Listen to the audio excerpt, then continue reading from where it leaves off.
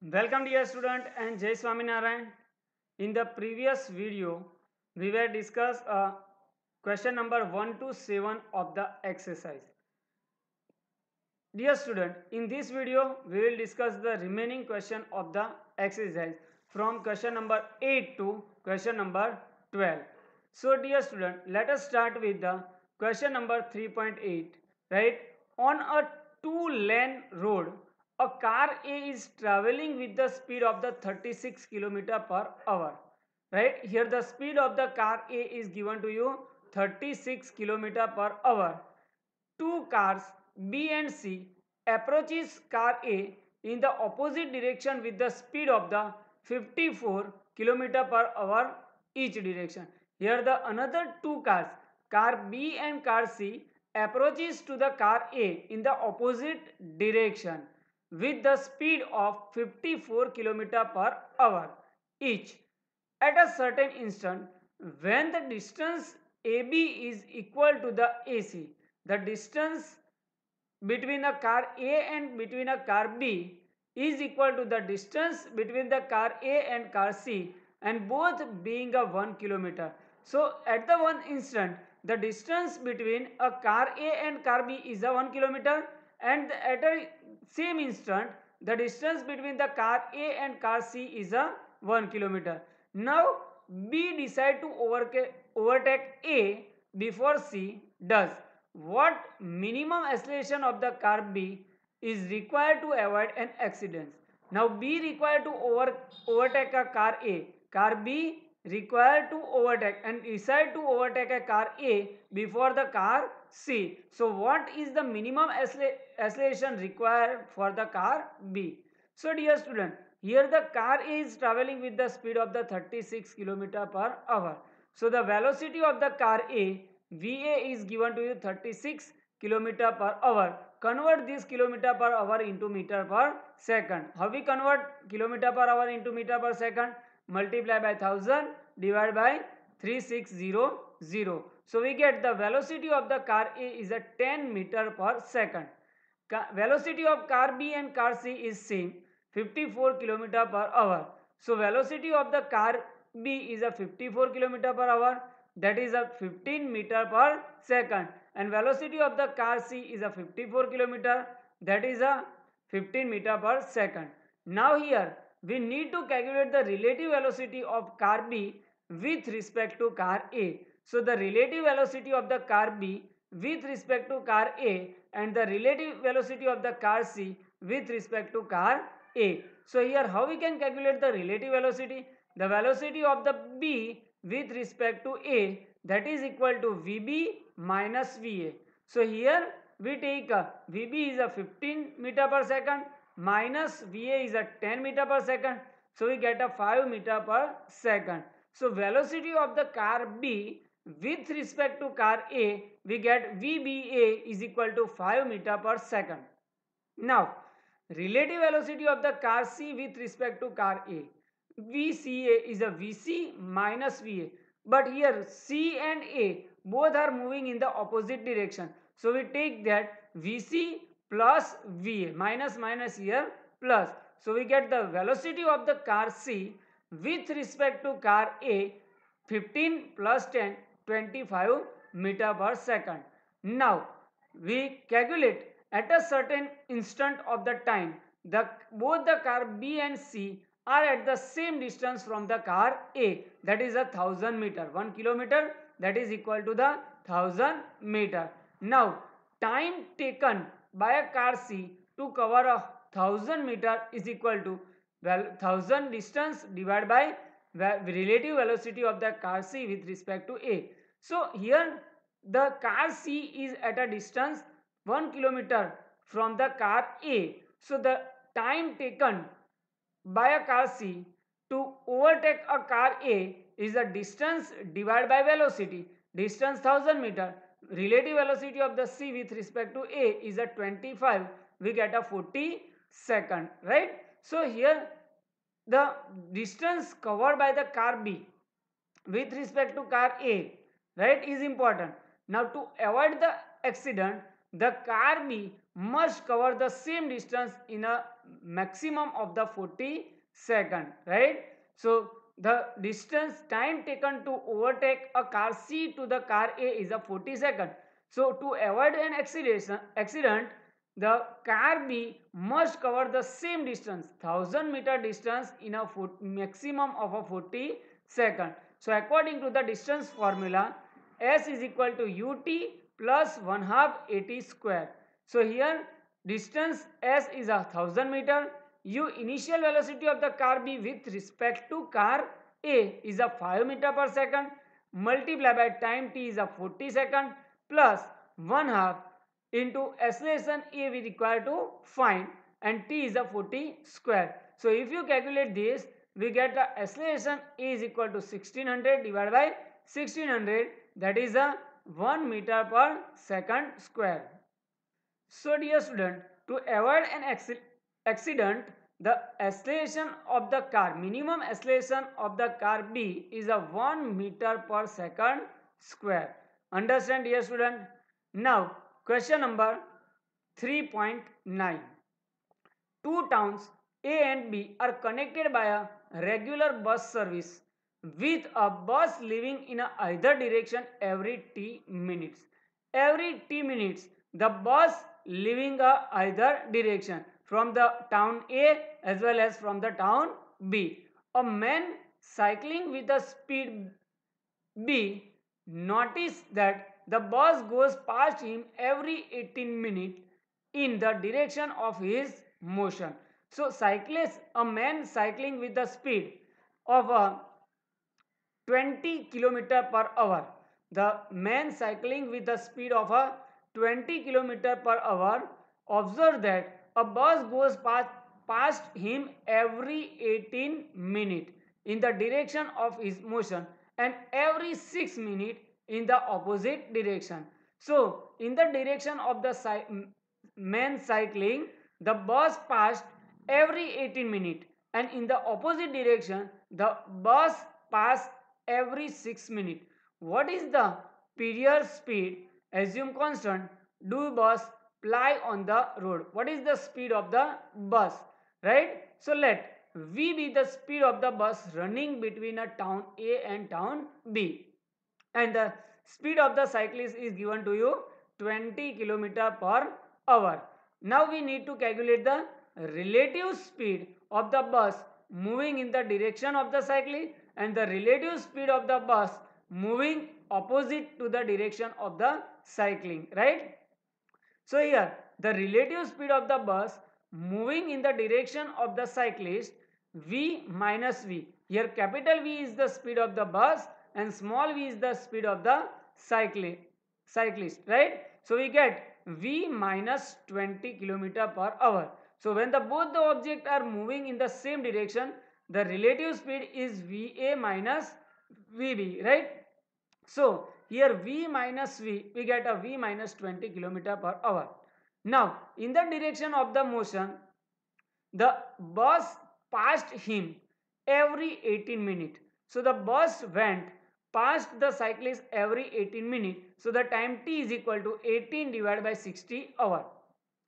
So the distance covered by the bus in this time, right? The distance covered by the bus is the speed or relative speed of the bus, right? V minus 20 into time 80 by 60. So V minus 20 into 80 by 60, we get a equation number 1.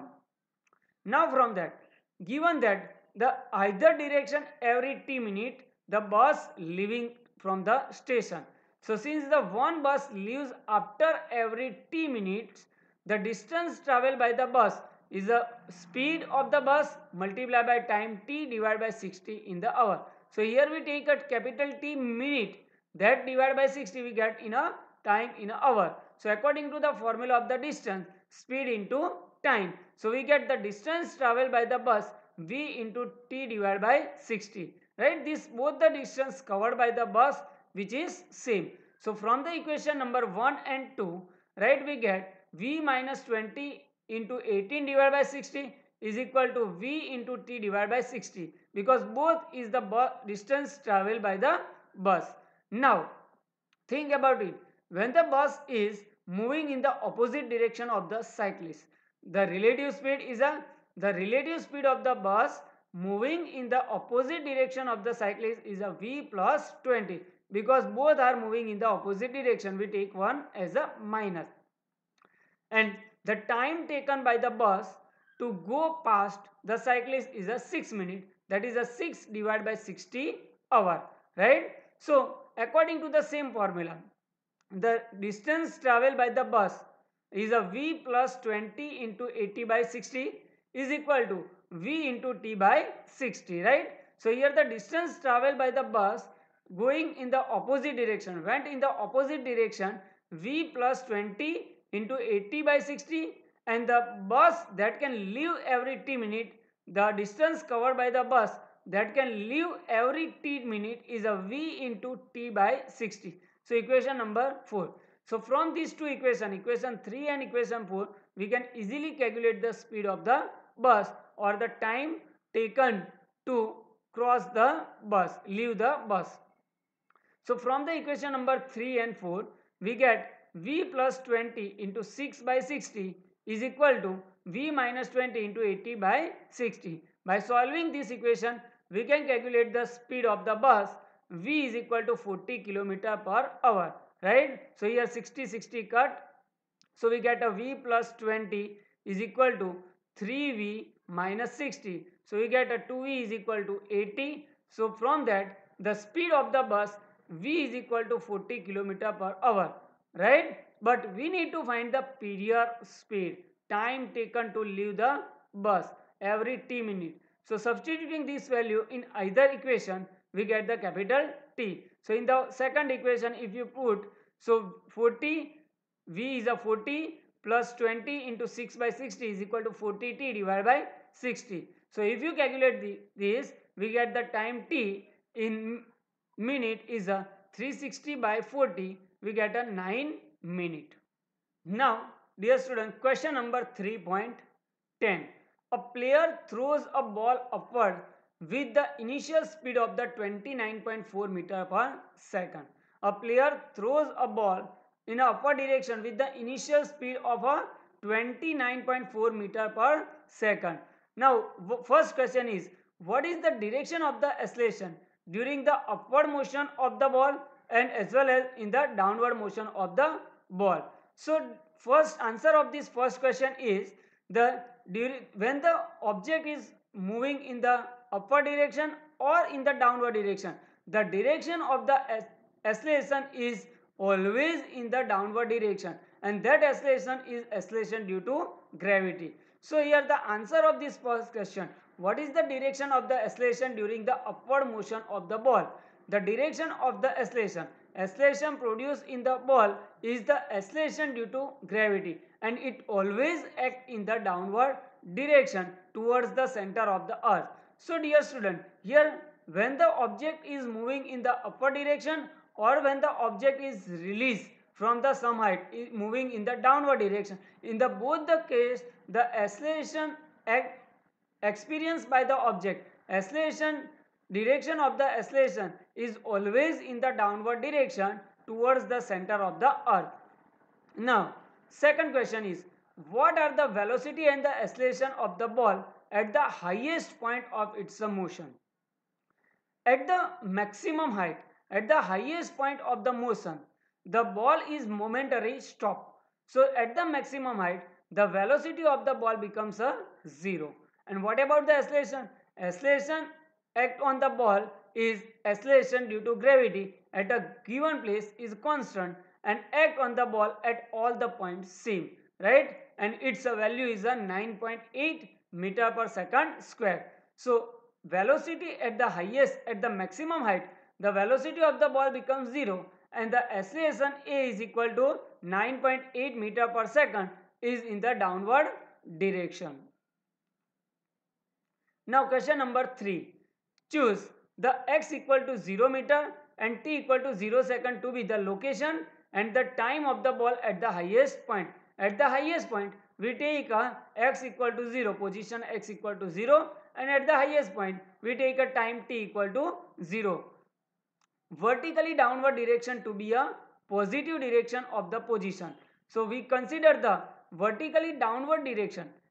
We consider as a positive direction of the motion. What is the direction of the position, velocity and acceleration of the ball during the upward and the downward motion? So if we consider the x equal to 0 and t equal to 0 at the maximum height, at the highest point, so during the upward motion, the sign of the position we consider as a positive, but the sign of the velocity is negative and the sign of the acceleration is positive, right? So if we considering the x equal to 0 and t equal to 0 at the highest point, the position for the upward motion, the position we consider as a positive, velocity we consider as a negative, and the acceleration is considered again positive. But during the downward motion, all the sign, position, velocity and acceleration, all are a positive, right? So understand dear student. Third, so when the object is, if we consider that x equal to 0 and t equal to 0 is at a highest point, right? So during the upward motion,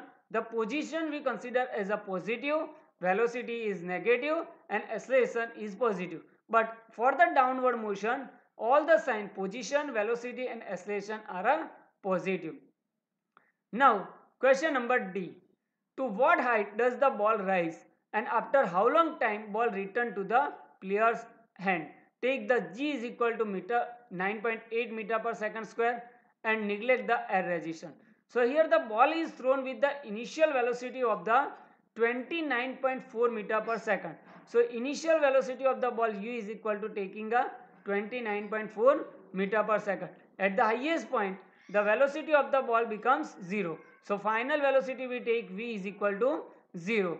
Acceleration a we take a 9.8 meters per second. So from the third equation of the motion, v square minus u square is equal to 2ax or 2gs. We can easily calculate the maximum height achieved by the ball. So here v we consider 0. So u square s is equal to v square minus u square is equal to 2g. v 0 square minus 29.4 square divided by 2 into minus 9.8. So if you calculate this, we get the maximum height achieved by the ball is a 44.1 meter. In the same question, another question is given to you. How long does the ball return to the player's end? So we require time to achieve at the maximum height. So from the first equation of the motion, v is equal to u plus at, we can easily calculate the time. T is equal to v minus u divided by a. So here v is a 0. So we get minus 29.4 divided by minus 9.8. We get the 3 seconds. So it will take a 3 seconds to achieve a maximum height. And it will take a 3 seconds to reach, again return to the player's hand. So here the time of ascent and the time of descent are same. So the total time taken by the ball to return the player's hand is equal to 3 seconds plus 3 seconds. We get a 6 seconds. So maximum height achieved by the ball is a 44.1 meter and the total time taken by the ball return to the player's hand is a 6 seconds. So dear student, understand question number 3.10 of the exercise. Now question number 3.11. Theoretical question, true false. Read each statement below carefully and state with the reason and example if it is true or false.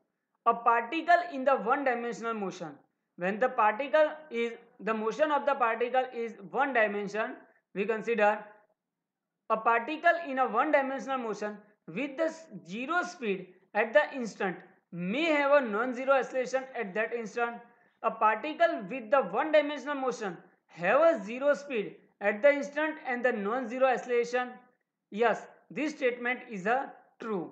When this statement is true, for example, if we consider when the object is thrown vertically up in the air, its speed becomes 0 at the maximum height. So we can say that at the maximum height, the speed of the particle is a 0, but it has an acceleration equal to the acceleration due to gravity act in the downward direction. So for example, a particle in the one-dimensional motion, when the object is thrown in the vertically upward direction at the maximum height, the speed of the object becomes 0, but it has some acceleration, and this acceleration is acceleration due to gravity. So first statement is a true.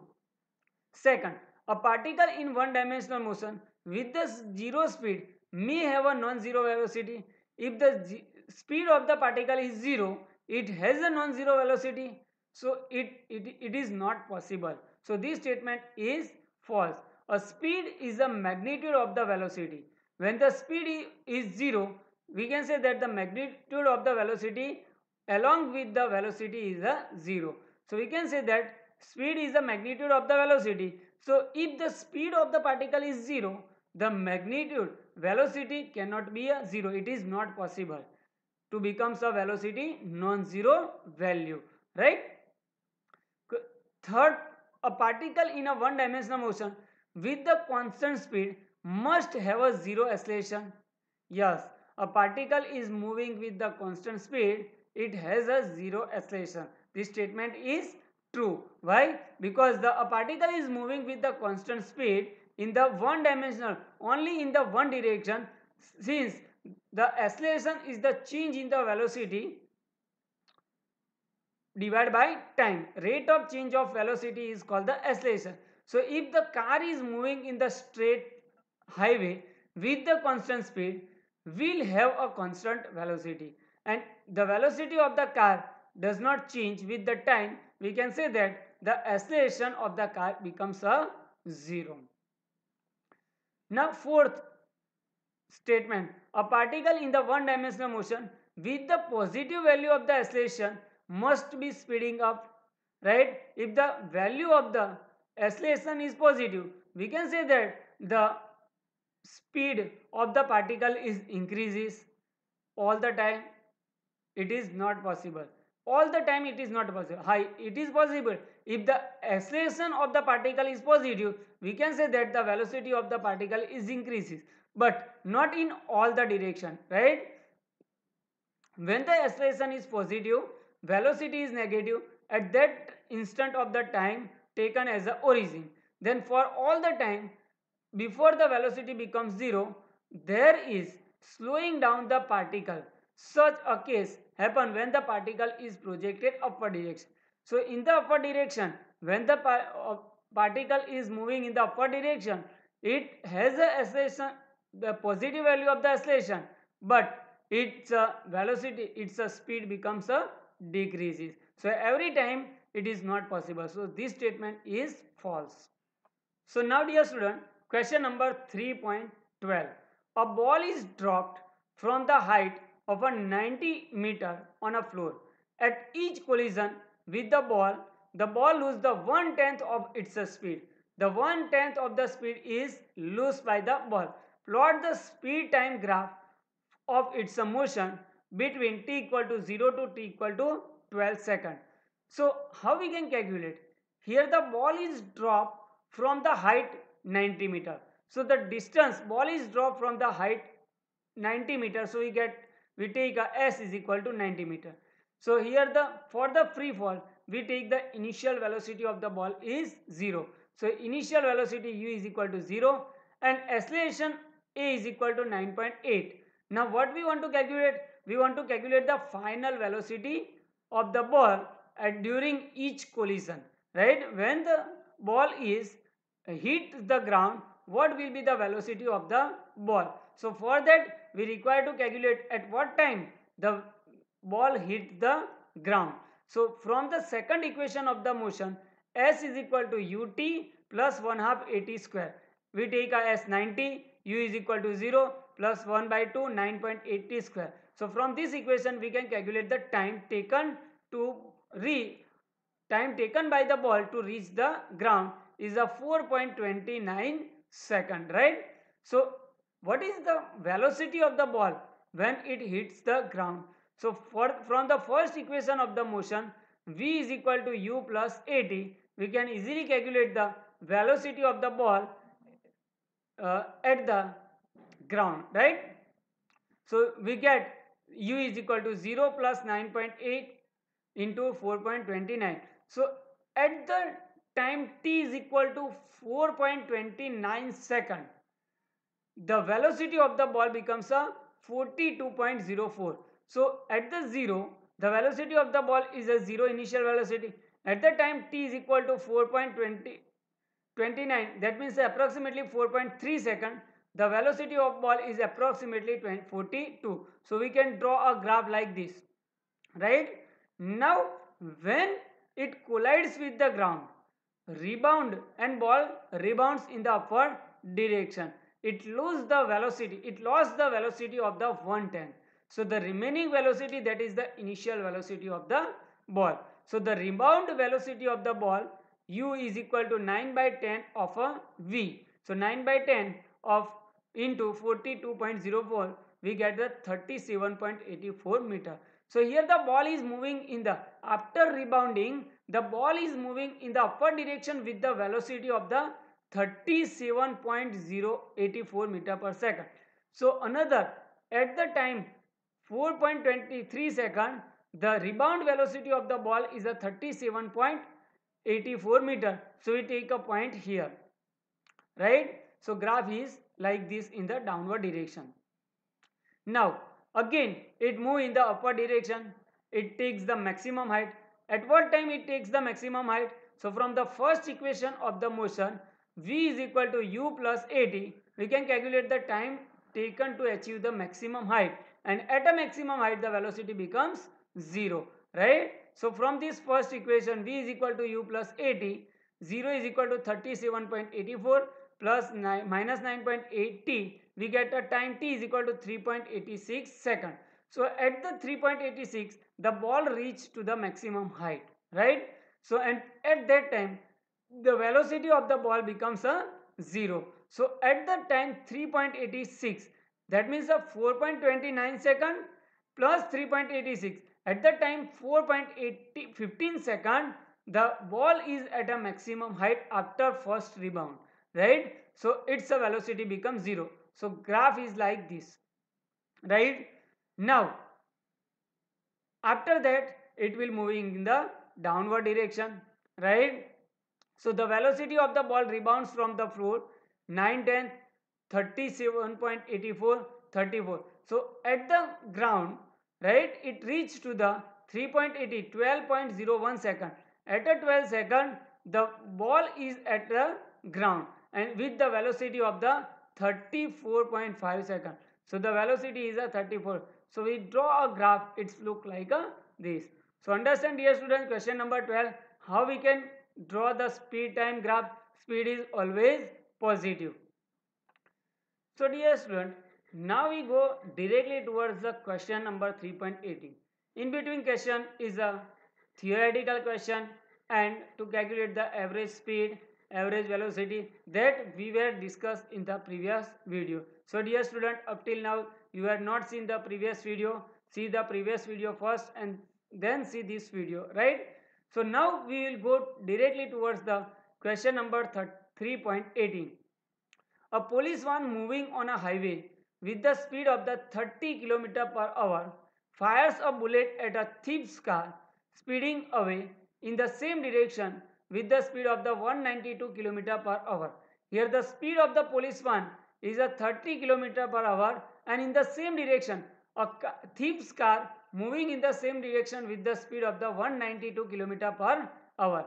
If the muzzle speed of the bullet is 150 meter per second, a speed of the bullet firing from the police van is a 150 meter per second, with what speed the bullet hit the thief's car? We need to find the speed of the bullet which hits the thief car, right? So we need to calculate the relative velocity of the bullet with respect to thief, right? So here first of all, speed of the police van Vp is equal to 30 km per hour. Convert this into the meter per second by multiplying 1000 divided by 3600, right? We get 8.33 meter per second. Muzzle speed of the bullet Vb is equal to 150 meter per second. Speed of the thief car Vt is equal to 192 km per hour. Convert into meter per second, we get a 53.33 meter per second. Now, since the bullet is fired from the moving one, its a speed is a obtained by a speed of the bullet plus speed of the police one. So here the bullet is firing from the police one. So we need to calculate the relative speed of the bullet with respect to the police one. So here we take a 150 plus 8.33, we get a 158.33 meter per second. So here the relative speed of the bullet with respect to police one is a 158.33 meter per second. Now here the bullet and the thief car both are moving in the same direction, right? But so the relative velocity of bullet with respect to thief Vb minus Vt, but here we take the velocity of the bullet with respect to police one. So V 158.33 minus 53.33, we get a 105 meter per second. So here dear student, the bullet hits the thief's car with the speed of the 105 meter per second, right? Understand dear student? Understand all the question of the exercise explained in this video, right? Thank you very much for watching my video.